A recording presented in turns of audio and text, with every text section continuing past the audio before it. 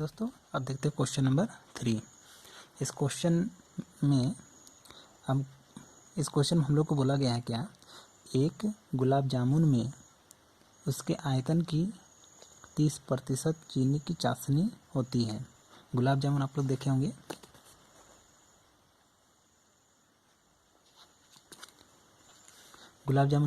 होंगे, मिठाई की दुकान में जो काला कलर में जो रसगुल्ला रहता है ना, वही है गुलाब जामुन। तो उस गुलाब जामुन में 30% जो है, उसका आयतन का 30% जो रहता है वो चीनी का रस रहता है उसमें, मतलब चीनी का चाशनी रहता है।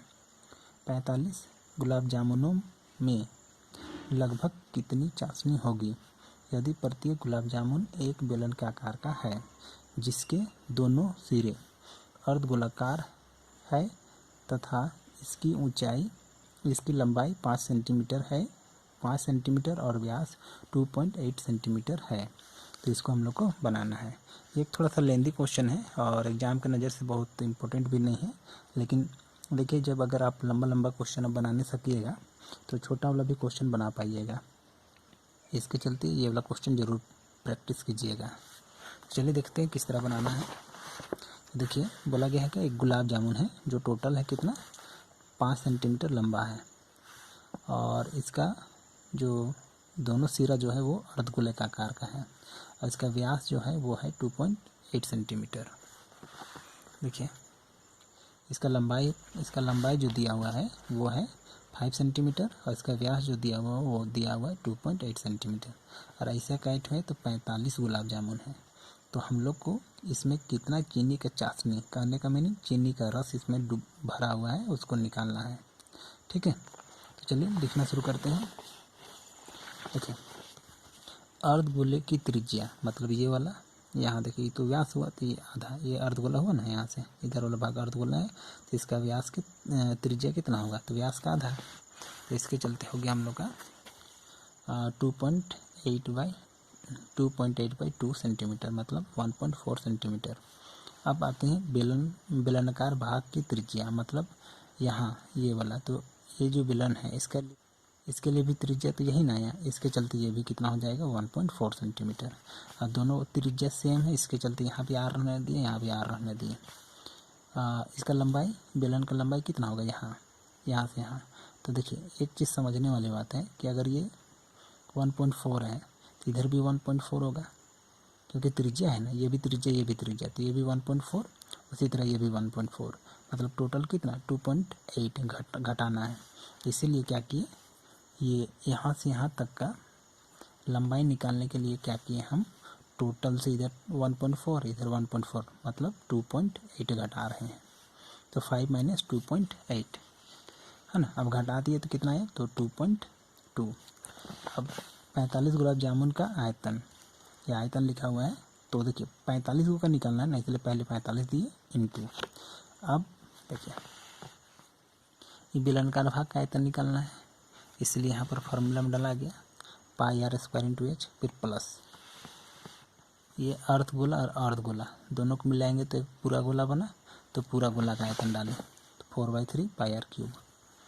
अब जो कॉमन था उसको निकाले, तो ये 45 अपना आ गया, πr² इधर भी दिख रहा है, πr² इधर भी दिख रहा है, क्यूब है मतलब स्क्वायर है और एक तो एक्स्ट्रा में आर है ना, तो वही πr² बाहर निकाल दिए। तो यहाँ बच गया h, यहाँ बच गया 4/3 और यहाँ 3 ठो था, 2 ठो निकला इधर, तो 1 ठो बचा हुआ है। अब इसको यहाँ रख दिए, पाई की वैल्यू डाल दिए 22/7, आर का वैल्यू कितना है, देखिए 1.4 है ना, तो वही चीज़ को यहाँ डाल दिए, तो 1.4 स्क्वायर है इसलिए 2 बार 1.4।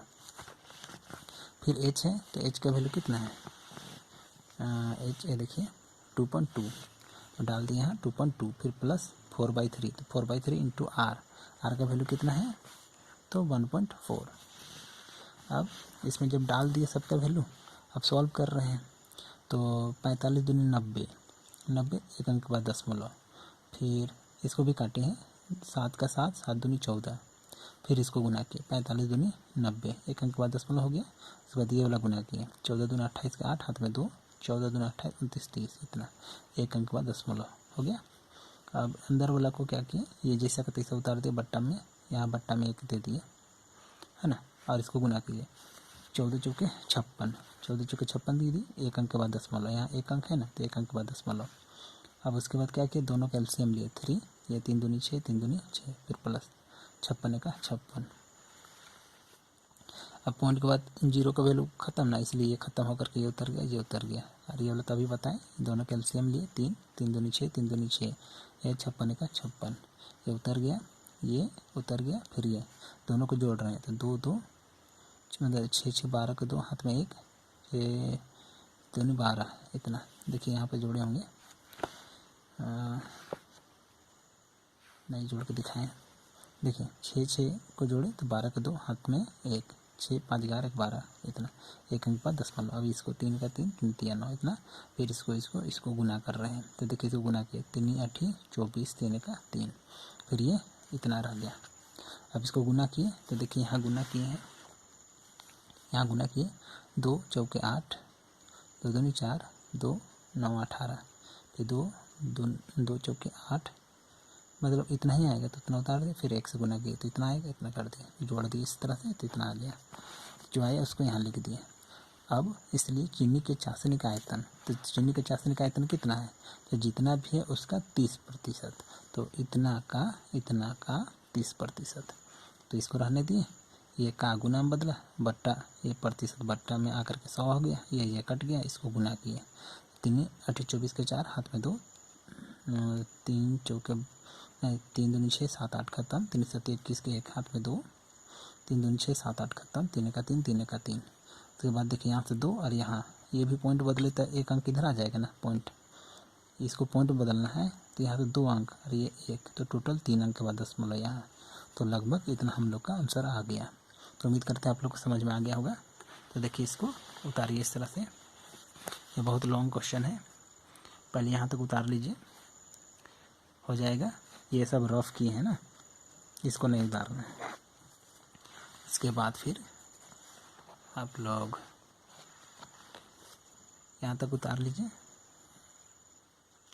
यहाँ तक हो जाएगा। उसके बाद फिर आप लोग नीचे उतारिए यहाँ तक, फिर यहाँ उतारने के बाद फिर इधर उतार लीजिए, है ना। तो उम्मीद करते हैं समझ में आ गया होगा और अच्छा लगा होगा, समझे होंगे।